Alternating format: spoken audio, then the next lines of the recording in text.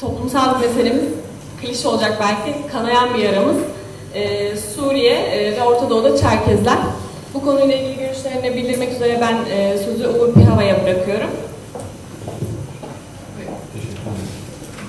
Zıptahi tız yegupşisi köpüşü. Güzel bir Çerkes atasözü.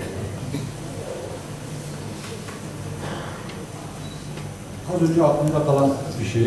Hemen oturum öncesinde bir kardeşim, Uğur sana kimseye çarpmaman için Suriye konusunu verdiler. Politik kimliğini iyi bilir. Yani bir Çerkes sever olduğunu iyi bilerek hesabını yaparak aslında o arkadaş bana bu kimlik ezberletti. Gerçekten federasyonumuzun bu çağrısından sonra ilk toplantısı olması ve çeşitli düşünceye sahip kuruluş, grup, oluşum ve kişileri çağırdıktan sonra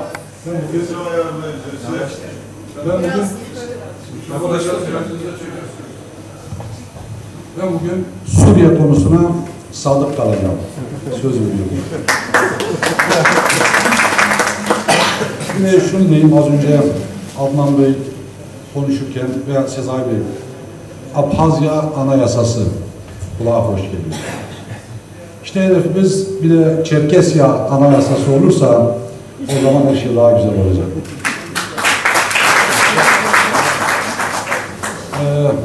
Ben sunumumun genel hatlarını dün Hasan Kamurat kardeşimiz ana hatlarıyla söylemişti. Ben biraz daha detaya ineceğim. Ben sunumumu yakın bir zamanda 2 yıldan beri Rihanlı'da yerleşen ve Çerkesya'da okuyacağım iradesini koyan Naç ailesinin değerli kızı Yaman Naç'a hediye ediyorum.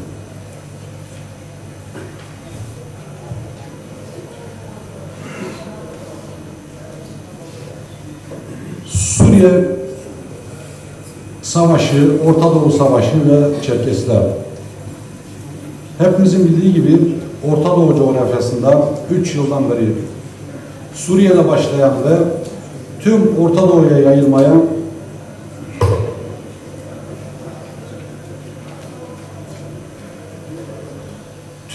Orta Doğu'ya yayılmakta olan bir savaş devam etmektedir. Her ne kadar literatürde adı savaş olarak geçiyorsa da bize göre emperyalistler tarafından 100 yıl öncesinden beri süre gelen bir paylaşım olayıdır.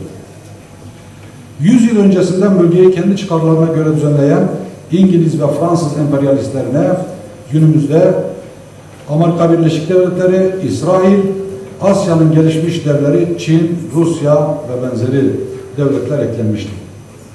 Bölgedeki enerji kaynaklarından pay almak isteyen uluslararası sermaye tekelleri ve onları temsil eden devletlerin sayısı artmıştır. Bölgeye müdahale edebilmek için emperyalistlere bir gerekçe gerekiyordu. Bu da demokrasi adı altında müdahalenin meşrulaştırılmasını dayattı. Bölgede bir sürü demokrasiyle yönetilmeyen krallık ve devletçikler duruyorken demokrasi dayatması belli noktalara enerji kaynaklarının millileştirilmiş, uluslararası emperyalist tekelleri topraklarından çıkarmış, Suriye, Irak, Libya gibi ülkelere belli yerlere yoğunlaştırıldı. Bir de müdahaleye isim kondu. Arap Baharı, Büyük Orta Doğu Projesi yani BOP.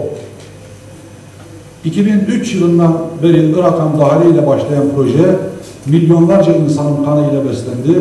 Bugüne kadar Libya'dan başlamak üzere Tunus, Irak, Mısır, Yemen gibi Arap ülkelerinde çıkarılan olaylar sonucu yönetimler değiştirildi. Emperyalistler kendilerine sadık yöneticiler atadılar.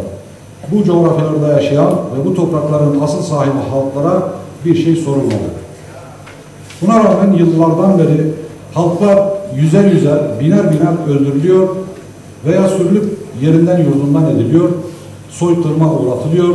Yoksul halklar kendilerine ait olmayan savaşlarda birbirlerinin çıkarı için ölüyorlar, öldürülüyorlar, birbirlerine saldırtılıp öldürtülüyorlar. Böyle durumlarda savaş meydanlarında savaşın gerçek tarafları hiçbir zaman görülmemiştir. Birilerinin çıkarları için çıkartılan savaşlarda hep savaşın tarafı olmayan, birbirlerini hiç tanımayan, hiç tanımayacak olan Dolayısıyla aralarında bir düşmanlığın olması asla söz konusu olmayan insanlar savaştırılmış, birbirlerine öldürtülmüşlerdir. Bugün de bölgemizde aynı şey olmaktadır. Yıllardan beri bölgeye demokrasi getireceğini söyleyerek müdahale eden emperyalistler bugüne kadar hep ölüm getirmiş, yıkım ve sürgün getirmiş, soykırım getirmiş, kısacası suçsuz, günahsız halklara felaket getirmişlerdir. Bölgede etnik ve dini farklılıklar kullanılarak halklar birbirine düşürmeye çalışılmış, Aleviler Sunnilere, Araplar Kürtlere, Türkmenlere, Çerkeslere, Ezidilere, Süryanilere, Ermeni ve Hristiyanlara karşı kışkırtılmış, tabiri caiz ise at izi, it izine bilinçli olarak karıştırılarak kaos yaratılmış ve bulanık suda balık avlanmaya başlanmıştır. Bu arada bölgede sürekli kan akmaktadır. Bunlar hep masum insanların kanları. Savaşın başından beri söylediğimiz bir şey var. Orta Doğu'da çıkarılan bu kirli savaş, tüm diğer halkların olmadığı gibi Çerkes halkının savaşı asla değildir. Yüzlerce yıl soykırıma uğrayan milyonlarca insanı savaşlarda, sürgün yollarında, soykırımlara uğratarak kaybeden bir halk olarak dünyanın en eski kültürlerinden birisi olarak yok olma noktasına getirmiş olan Çerkes halkının savaşı hiç değildir. Bu bakımdan savaşın başından beri bulundukları yeri terk etmek zorunda kalıp aramıza gelen soydaşlarımıza bu kirli savaşta taraf olmadığımızı, taraf olmamaları gerektiğini telkin etmeye çalıştık. Bu düşüncemiz ve bu yöndeki duruşumuz aynen sürmektedir. Kafkas Dernekleri Federasyonu olarak bu süreç içerisinde aramıza gelen yüzlerce insana sağlayabildiğimiz olanaklarla barınma, ısınma, sağlık, beslenme, kısacası elimizden geldiğince ve bize öncelikle güç veren toplumumuzun destekleriyle insanca yaşama koşulları oluşturulmaya çalışıldı. Federasyonumuzun ve yardımsever kişi ve kuruluşların destekleriyle süreç bugüne kadar önemli bir aksaklık olmadan sürdürülmüştür. Bu arada gitmek isteyen ana vatana yönlendirilmiş yol ve vize davetiye giderleri federasyonumuz tarafından karşılanarak Kadıköy ve Kabartay Cumhuriyetlerine gitmeleri sağlanmıştır. Olanaklar ölçüsünde Türkiye'de kalan soydaşlarımıza iş olanakları yaratılmış, çeşitli bölgelerde çalışmalar sağlanmıştır. Orta Doğu'da sürmekte olan savaş Çerkes halkını ilgilendiriyor. Neden ilgilendiriyor? Bu soruları sorduğumuzda karşımıza bu coğrafyada şöyle bir tablonun çıktığını görüyoruz.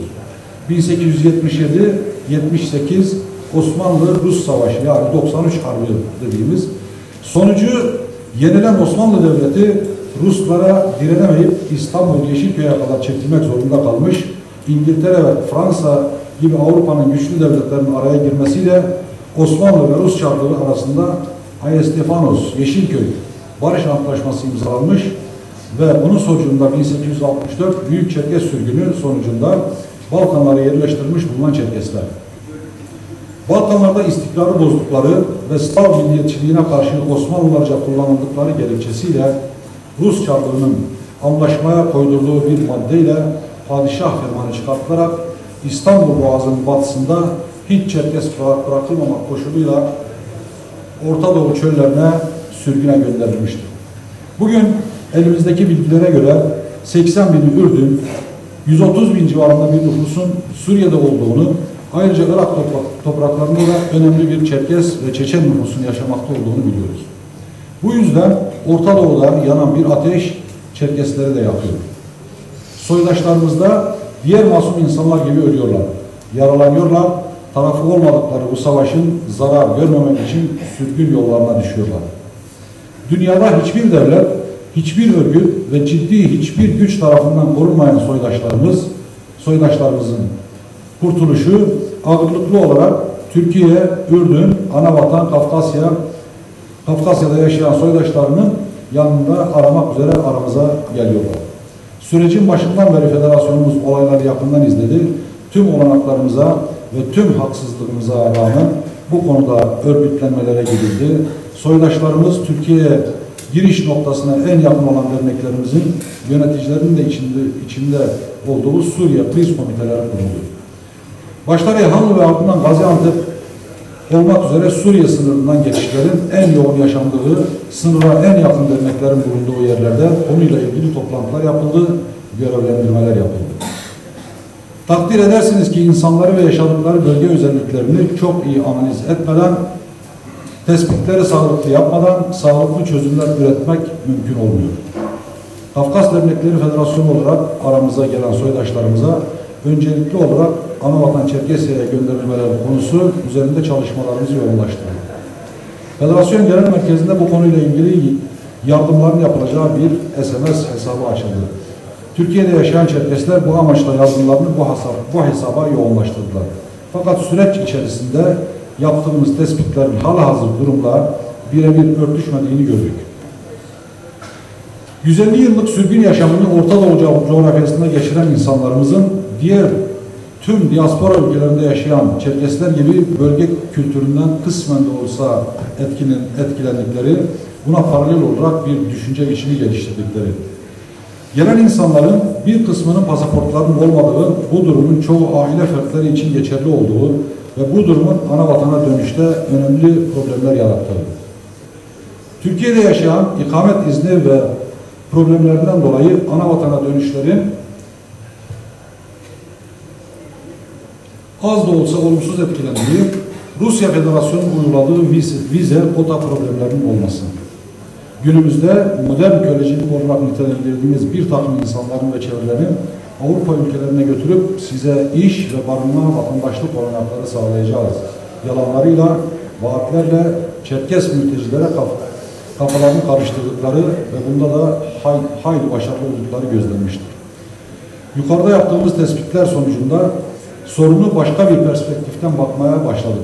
Ana vatana gönderme düşüncesi her zaman saklı olmak üzere öncelikle sığınmacı soydaşlarımızın acil olarak bir yerlere yerleştirerek barınma ve insani yaşama olanaklarına kavuşmalarının sağlanması gerektiği görüldü. Elimizdeki kaynakların bir kısmını da olayın bu tarafına yoğunlaştırmak gerekti ve öyle de yapıldı. Suriyeli Çerkeslerin Türkiye'ye gelişleri. Suriyeli Çerkes soydaşlarımız savaş süresince Türkiye'ye çeşitli şekillerde ve çeşitli yollardan geldiler. Bunları kısaca şu şekilde açıklayabilirim.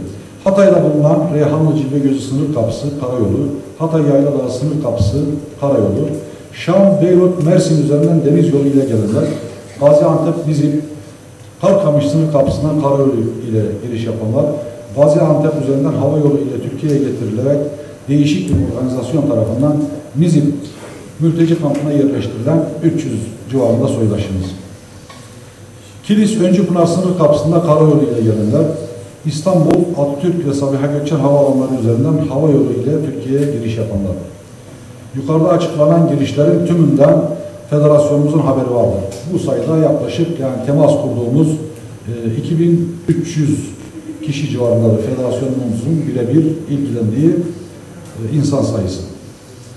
Yukarıda açıklanan girişlerin tümünü federasyonumuzun haberi vardır. Kampa götürülen 300 civarında kişinin diğerlerinin tamamı federasyonumuz ve buna bağlı kriz komitesi derneklerimiz tarafından yapılan müdahalelerle Türkiye'ye sorunsuz girmeleri sağlanmıştır. Bunların dışında hiçbir sınır kapısını kullanmadan sınır tellerini kaçak olarak aşıp gelen soydaşlarımızın miktarı da önemlidir. Bunların tamamına yakınının pasaportu bulunmamaktadır.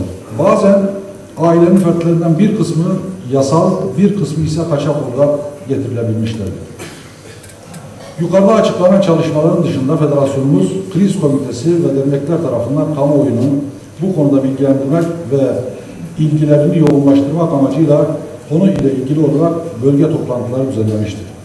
31 Aralık 2012 günü Reyhanlı'da Suriyeli soydaşlarımızın da katıldığı yüzlerce kişilik bir kitle ile birlikte açık hava toplantısı düzenlenmiş, soydaşlarımıza destek amacıyla bölge, Türkiye ve dünya kamuoyuna yönelik basın bilgisi okunmuştur. 5 Ocak 2013 günü Ankara'da federasyonumuzun örgütlediği ve Türkiye'deki tüm derneklerin ve Suriyeli sığınmacı soydaşlarımızın da katıldığı Rusya Federasyonu Büyükelçiliği önünde Suriyeli soydaşlarımıza destek amacıyla Rusya Federasyonu'ndan bu konudaki taleplerimizi de içeren basın bildirisi okunmuştur. Bu konuda tüm bunların yanında diasporada yaşayan duyarlı Çerkesler tarafından Türkiye, Almanya, Rusya Federasyonu ve Amerika Birleşik Devletleri'nde tek kişilik savaşı protesto ve Suriyeli soydaşlarımıza destek eylemleri ve açlık grevleri yapılmıştır. Ayrıca Türkiye'de soydaşlarımızın barınma ve gıda ihtiyaçlarının karşılanması amacıyla ilgili kurumlarla temasa geçilmiş, bu girişimlerden bugüne kadar olumlu bir sonuç alınamamıştır.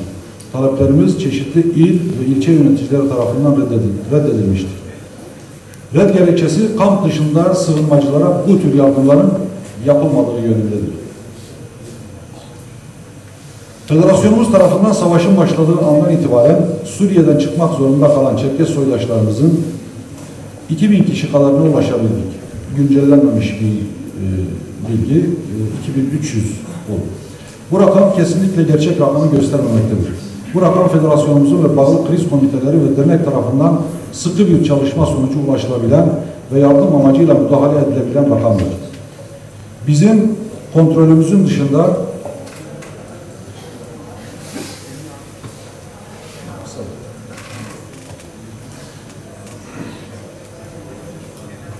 Federasyonumuzun ve bağlı kriz komiteleri ve dernekler tarafından sıkı bir çalışma sonucu ulaşılabilen, yardım amacıyla müdahale edilebilen rakamdır. Bizim kontrolümüzün dışında çeşitli kişi ve kuruluşlar tarafından Suriye'den getirilenler olduğu gibi bireysel olarak yasal ve kaçak yollardan gelip bizlerle temasa geçememiş olan insanlar olduğunu da biliyoruz. Ancak Avrupa ülkelerine iş ve oturum vaadiyle para karşılığında Suriye'den çıkan soydaşlarımızın olduğu da şüphesizdir. Bu konuda elimizde sayısal bilgiler bulunmamaktadır. Aradan 3 yıla yakın bir zaman geçmiştir. Suriye'den soydaşlarımızın çıkışları halen devam etmektedir. Süreyi aşmama adına buraları özet geçeceğim. Suriye'den gelen soydaşlarımızın Türkiye'de yerleştirdiği yerler işte Hatay'lı, Reyhanlı, İskenderun, Antakya, Altınözü ilçeleri, Gaziantep merkez, Adana, Mersin, Maraş il ve ilçeleri, Düzce, Balıkesir, Yalova, Bursa ilçeleri, Çanakkale, Biga ilçesi, Samsun merkez, Terme, Çarşamba ilçeleri, Kayseri, Eskişehir, Bilecik merkez ve Bozüyük ilçeleri. Amasya'ya bağlı Hamamözü, Antalya, İstanbul, Tokat merkez, Turhal ve Erbaa ilçeleri, Çorum merkez, Konya, Sakarya, Elazığ ve Ankara. Ne yapmalı diye not düşmüşüm. Değerli katılımcılar, değerli konuklar, Orta Doğu'da devam etmekte olan savaşla ilgili olmayan insanları yok ediyor. Özellikle biz Çerkesler gibi halkları bu olumsuz durum daha da çok etkiliyor. Savaş başladığında muktedir devletler vatandaşlarını ve soydaşlarını Irak ve Suriye gibi savaş ortamlarından tahliye ettiler. Maalesef Çerkesleri savaş ortamından çekip çıkaracak bir dost eli bulunamadı. Bunu Birleşmiş Milletler İnsan Hakları Evrensel Beyannamesi'nin olmazsa olmaz koşulu yaşama hakkı adına, Çerkes halkının, Çerkes kültürünün yeryüzünün ayrı ve en eski renklerinden birisi olarak yaşaması adına, anavatan Çerkesya'da yaşama hakkımız adına, tarihsel haksızlığın düzeltilmesi adına, Çerkes halkının dünyanın özgür halkları arasında onurlu yerini alması adına, dünyanın her tarafında savaşın ve akan kanın durması adına, demokrasi ve barış adına, adalet adına talep etmenin gerekli olduğunu inanıyoruz. Bir kısa not vereceğim. Notlara geçirmediğimiz bir şey var. Özellikle Çeçenistan ve Çeçenistan'a sınır olan Kabardey Balkar bölgesi, Dağıstan tarafından Çeçen halkına mensup gençler geliyor. Hepsi de böyle selefist, Vahabi düşünce akıllarını almış işte internet ortamında çeşitli organizasyonlar var. İki üzerinden getiriliyor. Bunlar Nizip, Antep'in Nizip ilçesi ve Reyhanlı'dan giriş yapmak istiyorlar. Aileleri bizlerle buluşuyor. Hatta gelmeden önce fotoğrafları, isimleri bu konuda bize ulaştırılıyor. Federasyonumuz ayın 22 Kasım'da Reyhanlı'da bir toplantı yapmıştık. Bu toplantıda da dile getirildi. Yani Çeçen dernekleriyle, diğer derneklerle temasa geçilerek bunun o tarafa iletilmesi. Birebir görüştüğüm bir genç çocuk vardı. Ben Suriye'ye gidince Suriye'deki rejimle savaşmıyorum, Rusya'yla savaşıyorum diyordu. Yani Suriye'de savaşması Rusya'ya karşı savaştığını zannediyordu böyle genç. Yani böyle beyinleri yıkanmış gençlerimiz var. bu konuda ne yapabiliriz bilmiyorum. Yani kafaya koymuş, tekrar götürülse dahi dönüyor, savaşmak istiyor. Aileler de böyle maalesef. Teşekkür ediyorum.